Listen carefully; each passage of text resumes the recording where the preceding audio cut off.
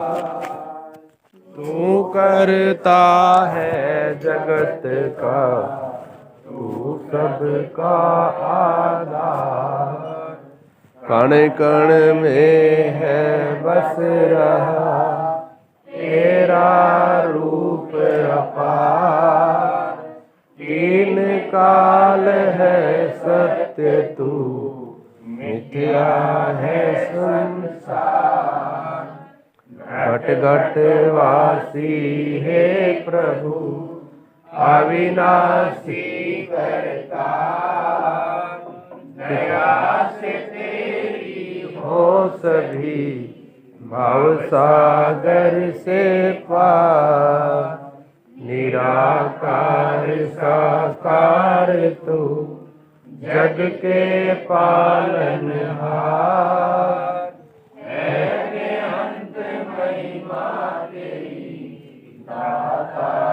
अपरंपार परम पिता परमात्मा, सब तेरी संतान। भला करो सबका प्रभु, सबका हो कल्याण। भला करो सबका प्रभु, सबका हो कल्याण। श्री संपूर्ण अवतार वाणी एक तोहे निरंकार। भक्ति लोकी अजय न समझे, रब नो पाना भक्ति छड़ के सारे बहम भूले के। गुरु जाना भक्ति इक नो मनना इक नो तकना, इक नो पाना भक्ति बाकी सारे कर्म छोड़े। कर्म कमाना भक्ति बेरंगाए बेरूपाए, बाणी जो फरमाया कहे अवतार में हुबहू रमे राम नो पाया एक तू ही निरंकार।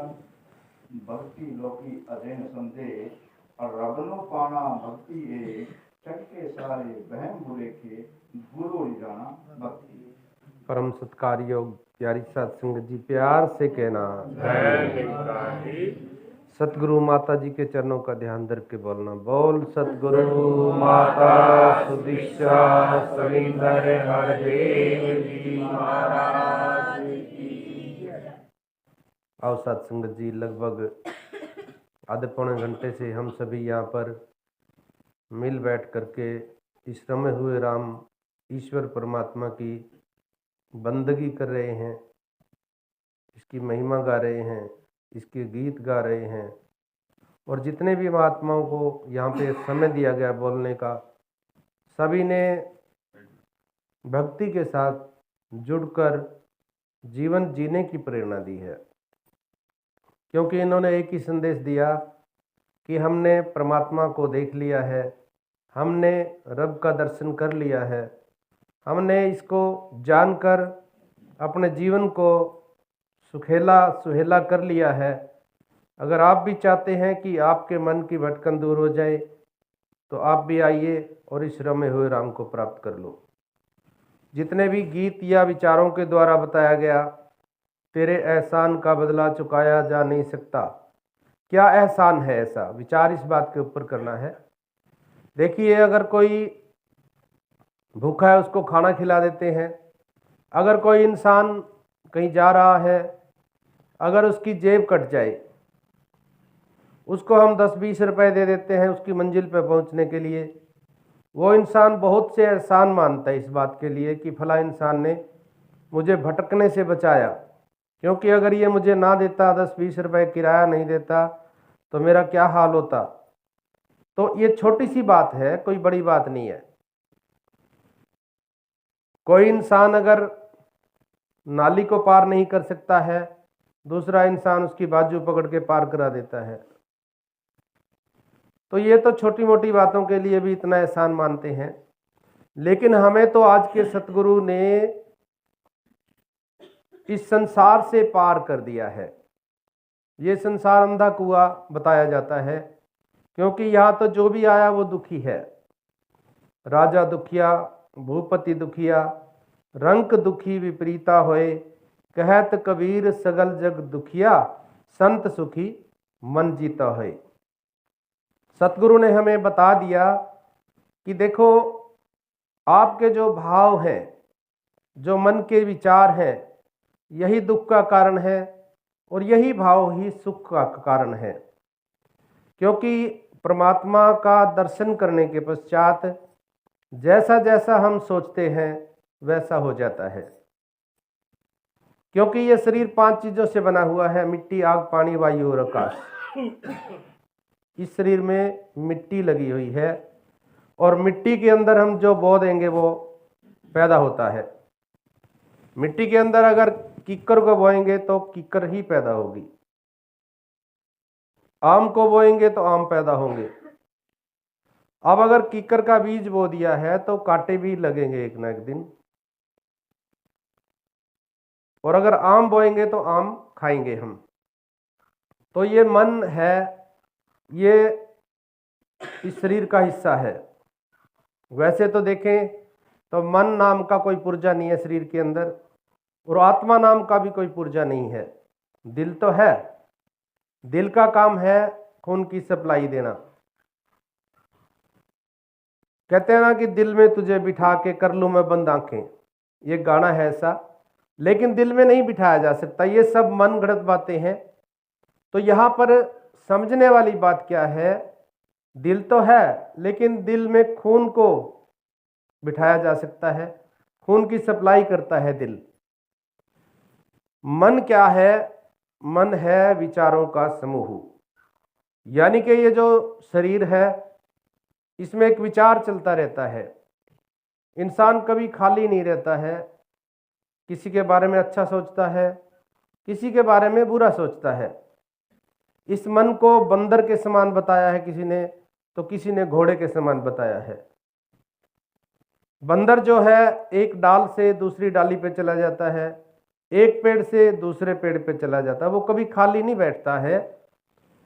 इसी प्रकार से ये जो मन है, ये मन भी कभी खाली नहीं रहता है। इसके अंदर कोई ना कोई अच्छाई, किसी के प्रति कोई बुराई, ये चलता रहेगा। लेकिन करना क्या है? इस मोड़ के मनो दुनिया वल्लों चित गुरु दे चरनी ला। कहते हैं कि मन को मोड़ के, मन के अंदर जो विचार चल रहे हैं, इन विचारों को रोक के तो ही निरंकार यानी परमात्मा को इस मन में बिठाना है। हर श्वास के साथ एहसास रहना चाहिए कि तो ही निरंकार, कि ये परमात्मा मेरे अंग संग है, ये मेरे चारों तरफ है, ये हर जगह पे है। कोई ऐसा स्थान खाली नहीं है जहाँ पे इस परमात्मा की विद्वता ना हो। लेकिन अंतर क्या है? अंतर ये है कि इसको जाने बगैर, जब तक इसको नहीं जानेंगे तो हमारा विश्वास नहीं होगा। जब तक विश्वास नहीं है तो भक्ति नहीं हो सकती, प्यार नहीं हो सकता। और ये बात रामायण में भी कही है कि बिन जाने ना होए प्रतीति। कहते हैं कि जब तक परमात्मा को जानेंगे नहीं तो विश्वास नहीं होगा। बिन प्रतीत ना होए प्रीति। कहते हैं कि कोई जब सामने ही नहीं है, जब तक कुछ महसूस ही नहीं होगा, सामने एहसास ही नहीं है, बिन जाने ना होए प्रतीति, बिन प्रतीत ना होए प्रीति। जब तक कोई वस्तु सामने नहीं है हम कैसे उससे प्यार कर लेंगे? एक उदाहरण से समझें। अगर किसी बहन को कहें कि बहन अपने बेटे से प्यार करो, उसकी गोद में अभी बच्चा नहीं है, उसको कहें कि बच्चे से प्यार करिए, तो नहीं प्यार कर पाएगी क्योंकि उसकी ममता नहीं उमड़ेगी। उसको कहें कि तेरे बेटे का ये नाम है, इतना सुंदर है, तो तब भी उसकी ममता नहीं उमड़ेगी। अब इसी बात को दूसरी तरफ लेंगे हम। अब उस बहन की गोद में बच्चा आ गया है। अब उसे कहने की आवश्यकता नहीं है कि बच्चे से प्यार करिए, खुद ब खुद उसकी ममता उमड़ेगी। अभी उसका देखा जाए तो नामकरण भी नहीं हुआ है, कहीं 40 दिन बाद उसका नामकरण होगा, लेकिन ममता कैसे उमड़ी? गोद में बच्चा आ गया है। इसी प्रकार से जब तक कोई इंसान परमात्मा को जानता नहीं है तो भक्ति शुरू नहीं होती है। बिन जाने ना होए प्रतीति, बिन प्रतीत ना होए प्रीति, बिन प्रीति ना भक्ति दृढ़ाई, जो खगेश जल पे चिकनाई। ये बात रामायण बोल रही है कि जब तक आप परमात्मा को जानेंगे नहीं तो आपकी भक्ति शुरू नहीं हुई है। कहीं आप ये सोचते हैं कि मैं तो 50 साल से भक्ति कर रहा हूँ, मैं तो 60 साल से भक्ति कर रहा हूँ, मेरी भक्ति तो अगर मैं यहाँ छोड़ के कहीं और परमात्मा को जानूंगा तो वो तो बेकार चली जाएगी। नहीं, ऐसा नहीं है। जो आप कर रहे हैं, पहले आपने कुछ भी किया, आप मंदिर में गए, किसी पूजा स्थल पे गए, आपने कहीं मत्था टेका, आपने कहीं जोत लगाई, आपने जो व्रत किया, उन सभी कर्मों का फल ही परमात्मा की भक्ति है, और वो परमात्मा को जाने बगैर नहीं हो सकती।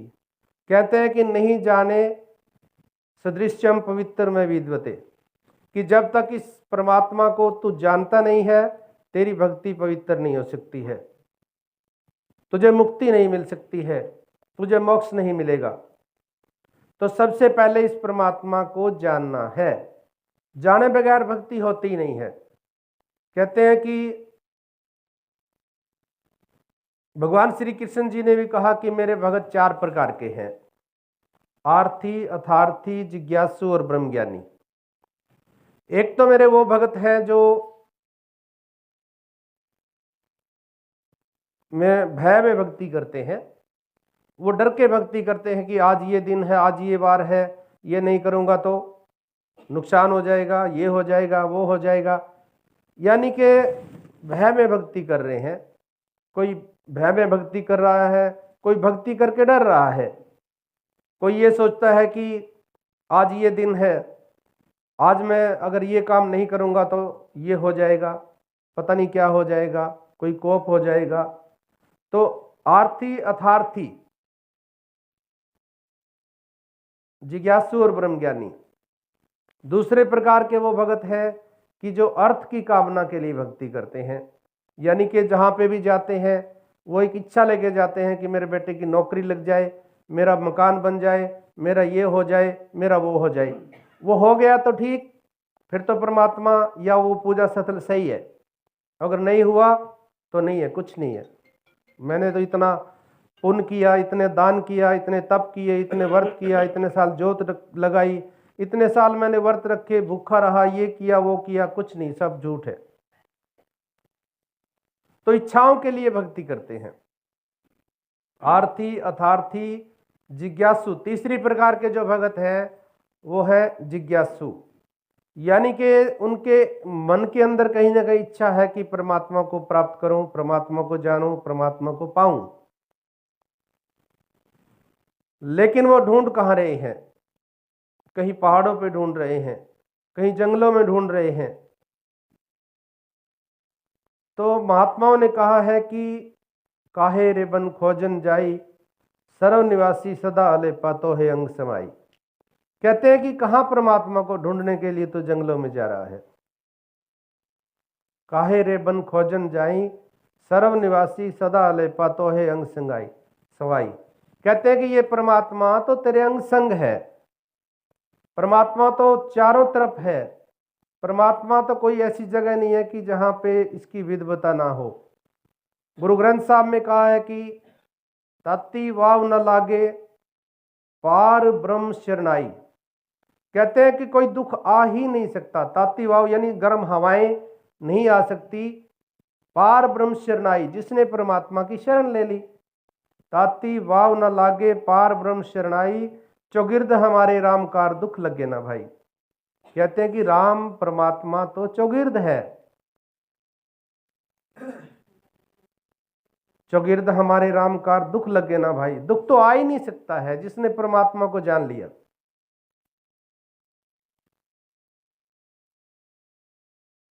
भगवान श्री कृष्ण जी भी कहते हैं कि मैं अपने भगत का इस प्रकार से पहरा देता हूं जिस प्रकार से एक चौकीदार मालिक का पहरा देता है। अब विचार करना है कि भगत तो सभी है, भगत तो सभी है। एक डाकू, एक चोर भी परमात्मा को नमस्कार प्रार्थना करके जाता है, एक मन्नत मान के जाता है कि मैं सफल हुआ तो ये करूंगा। भगत तो वो भी है, लेकिन यहां भगवान श्री कृष्ण जी ने कहा कि मैं अपने भगत का, बात आई है अपने। अपना कौन है? जो जानता है। अब यहां बैठे हैं महात्मा रामनिवास जी। रामनिवास जी को मैं नहीं जानता तो मैं इनसे कोई लाभ नहीं ले सकता। सबसे पहले क्या है? जानकारी कि रामनिवास जी ये है जिले सिंह जी। उसके बाद फिर मेरा मेल जोल, मेरा व्यवहार, मेरा प्यार मायने रखेगा कि ये मेरे से बर्ताव करेंगे कि नहीं। अगर मेरा मेल जोल, मेरा प्यार, मेरा बर्ताव अच्छा है तो आगे चलता है ना।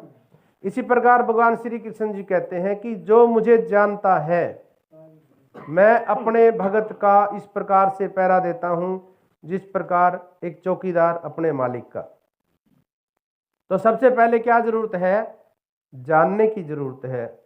अभी महात्मा गीतों के द्वारा, विचारों के द्वारा बता रहे थे कि पाया है कुछ पाया है, मेरे सतगुरु अलख लखाया है। ये बात पिछले युगों में भी कही गई है, लेकिन कही किसने? जिसने जान लिया।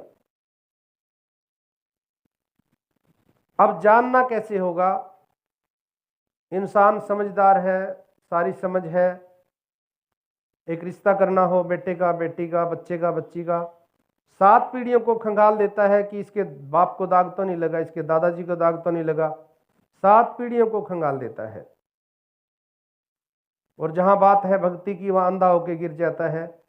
क्या देखता है कि फला इंसान वहां गया था, उसके घर में औलाद हो गई, वो वहां गया था, उसके बेटे को नौकरी लग गई, मैं भी वहां चला गया। अंधे होके इंसान गिर जाता है।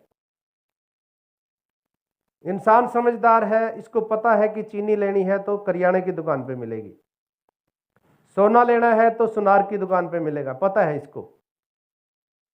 कभी सुनार की दुकान पे जाके चीनी नहीं लेता, ये करियाने की दुकान पे जाके सोना नहीं मांगता है। इतनी समझ तो है।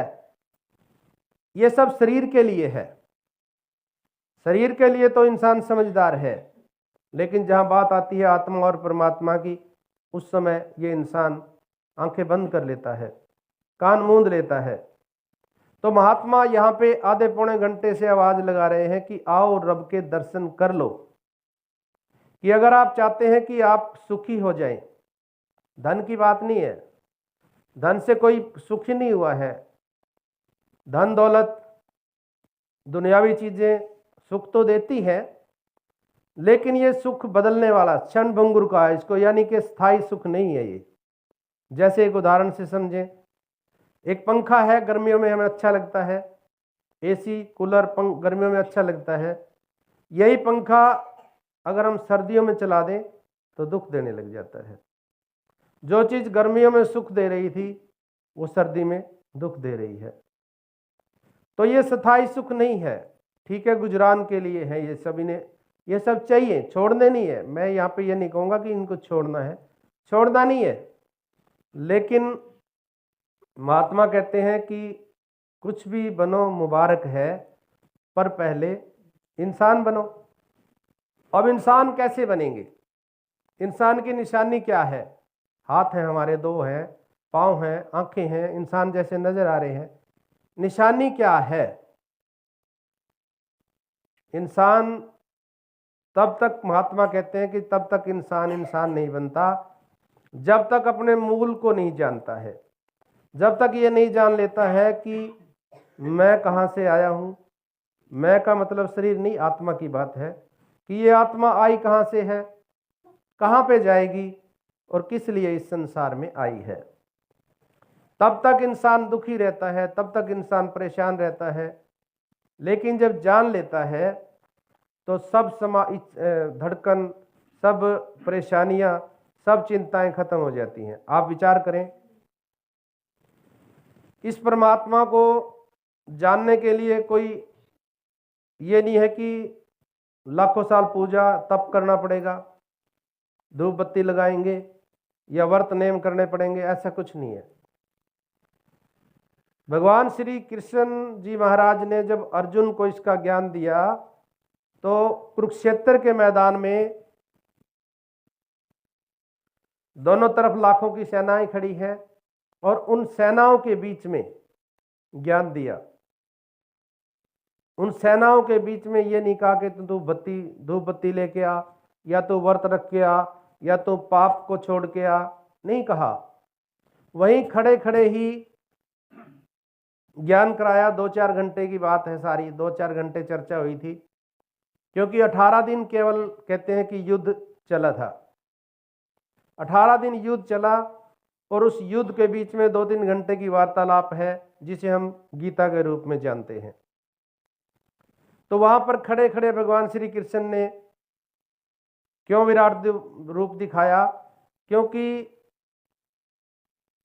अर्जुन अपने कर्तव्य से मुख मोड़ने लगा, यानी कि कहते हैं कि मैं युद्ध नहीं लड़ूंगा, हथियार डाल दिए। तो अपने कर्तव्यों से जब मुख मोड़ा तो भगवान श्री कृष्ण ने कहा कि ये सब तो मरे पड़े हैं, तेरा तो केवल नाम होना है। कहते हैं कि लीला रच के दिखा दिया कि देखो ये सब तो मरे पड़े हैं। इतने तक भी जब भगवान श्री कृष्ण के समझाने पर अर्जुन नहीं माना, तो भगवान श्री कृष्ण ने कहा कि हे अर्जुन, ज्ञान दिया, अपना खुद का ज्ञान दिया और बताया कि हे अर्जुन, पता नहीं तेरे कितने जन्म हो चुके हैं और पता नहीं मेरे कितने जन्म हो चुके हैं, लेकिन तुझे याद नहीं है, मुझे याद है। और वहीं पे वो विराट रूप दिखाया। वहीं पे विराट रूप कोई शरीर को बड़ा करके नहीं दिखाया है, ये एक कवि की कल्पना के हिसाब से दिखाते हैं, काल्पनिक दिखाया जाता है। लेकिन असल में मुंह खोल के ये ब्रह्म का ज्ञान दिया, मुंह खोल के बताया कि ये शरीर तो नश्वर है। मुंह खोल के खुद का ज्ञान दिया कि देख कि हे अर्जुन, मैं अजन्मा हूं, मैं अजन्मा हूं, अडोल हूं, अविनाशी हूं, सूक्ष्म इतना हूं कि मन की धड़कन के नजदीक हूं, विशाल इतना हूं कि जहां तक मन जाता है उससे भी परे मौजूद हूं, इतना सूक्ष्म और इतना विशाल होते हुए भी मैं तत्व रूप में जानने योग्य हूं, देखा जा सकता हूं। मैं उत्पन्न के साथ उत्पन्न नहीं होता, प्रलय के साथ प्रलय नहीं होता, अखंड हूं, अनंत हूं, अजर अमर अडोल अविनाशी हूं। अब विचार करें कि कहते हैं कि मैं अजन्मा हूं, तो भगवान श्री कृष्ण का तो जन्म हुआ था। आप सभी जानते हैं, दिखाया गया कि सभी पहरेदार सो जाते हैं और जेल में जन्म हुआ। तो किस चीज की बात कर रहे हैं? वो इस विराट रूप की बात कर रहे हैं जो निरंकारी सतगुरु ने हमें दिखाया है। इसी के बारे में बताया कि मैं अजन्मा हूं, या यूं कहें कि ये अजन्मा है, अडोल है, ये हिलता जुलता नहीं है, अविनाशी है, इसका कभी नाश नहीं होता है, सर्वव्यापक है, कण कण के अंदर है, और सारी दुनिया मुझ में है। ये नदियां, ये नाले, ये पर्वत, ये पहाड़, ये सूरज, ये चांद, ये तारे, ये धरती, ये सब कुछ मेरे अंदर है और मैं इन सब में हूं। इन सब में होते हुए इन सब से अलग हूं। मेरा असल स्वरूप निराकार का है, मैं इन सब से अलग हूं। यहां बात क्या आई है? इन सब में होते हुए भी इन सब से अलग हूं, अलग। और यही बात रामायण में भी कही है। कहते हैं कि एक राम दशरथ का बेटा, एक राम घट में लेटा, एक राम का सगल पसारा, एक राम इन सब से न्यारा। यहां भी अलग न्यारा कहा गया है। अब बात है कि मैं तो राम को मानता हूं, मैं राम को मानता हूं। अब राम के बारे में बताया है कि एक राम दशरथ का बेटा। दशरथ का बेटा आज से लगभग 10,000 साल पहले अवतरित हुए।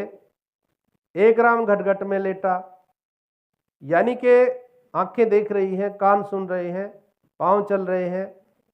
तो क्यों है? क्योंकि घट में है। एक राम का सगल पसारा, यानी कि जो सृष्टि बनी है ये राम से बनी है। एक राम इन सब से न्यारा, इस न्यारे को जानना है। तो आओ साथ संगत, कुल मिला के इस सारे श्लोक में बताया है कि भई प्राप्त मानुख दे हुरिया, गोविंद मिलन की ये तेरी बरिया। यानी कि अगर मनुष्य का जन्म मिला है तो ये गोविंद से मिलने के लिए मिला है।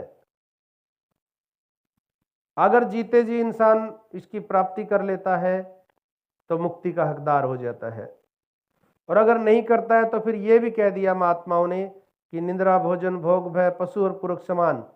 कहते हैं कि ये निंद्रा भोजन भोग भय पशु और पुरुष समान, ज्ञान अधिक नर माही, ज्ञान बिना पशु जान।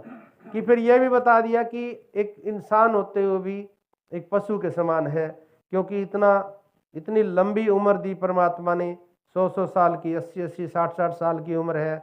इतनी उम्र में आके भी फिर भी अपनी आत्मा को निज घर की पहचान नहीं कराई, अपने आप को नहीं जाना, परमात्मा को नहीं जाना, फिर 84 में चला गया।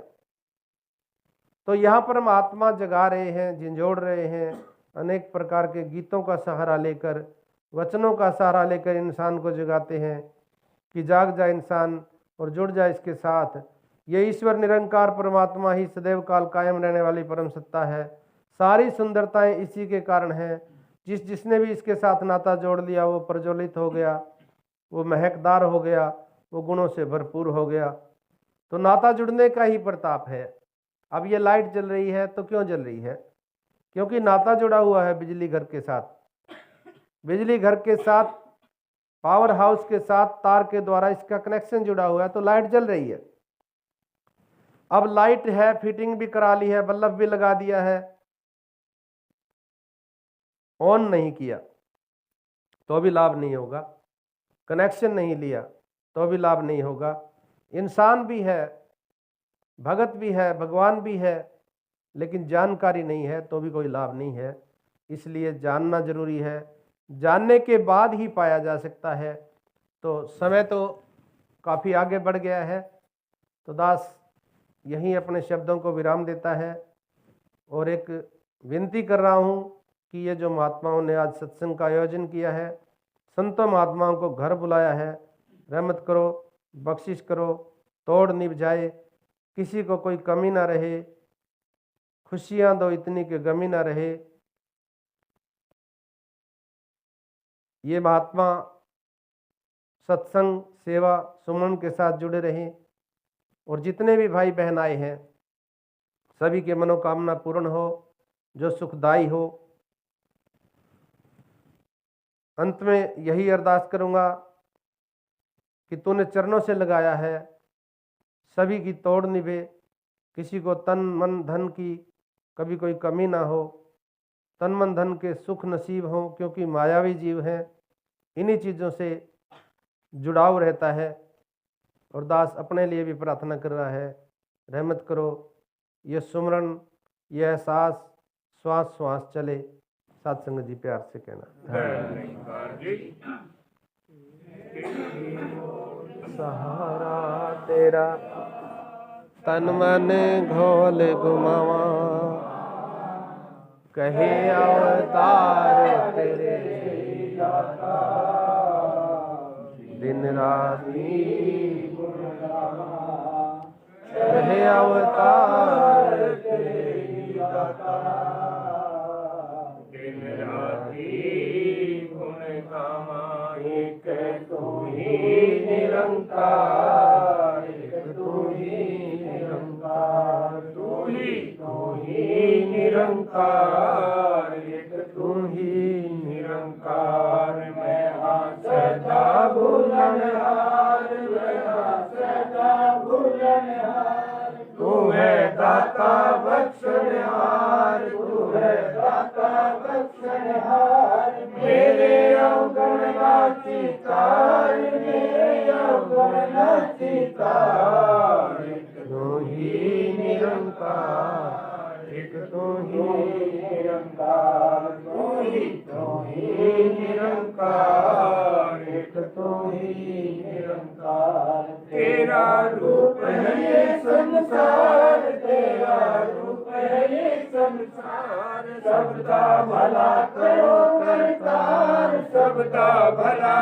करो करतार, मेरी मांग है ये दातार, मेरी मांग है ये दातार। एक तू ही निरंकार, एक तू ही निरंकार, तू ही निरंकार, एक तू ही निरंकार। मेरा डोले ना एक बार, मेरा डोले ना एक बार, बख्शो श्रद्धा भक्ति प्यार, बख्शो श्रद्धा भक्ति प्यार, करा मैं संतां दा सत्कार, करा मैं संतां दा सत्कार। तू ही निरंकार, एक तू ही निरंकार, तू ही निरंकार, एक तू ही निरंकार। सतगुरु माता सुदीक्षा सविंदर हरदेव जी महाराज की जय। तो निरंकार स्टेज पर नमस्कार कर लेंगे।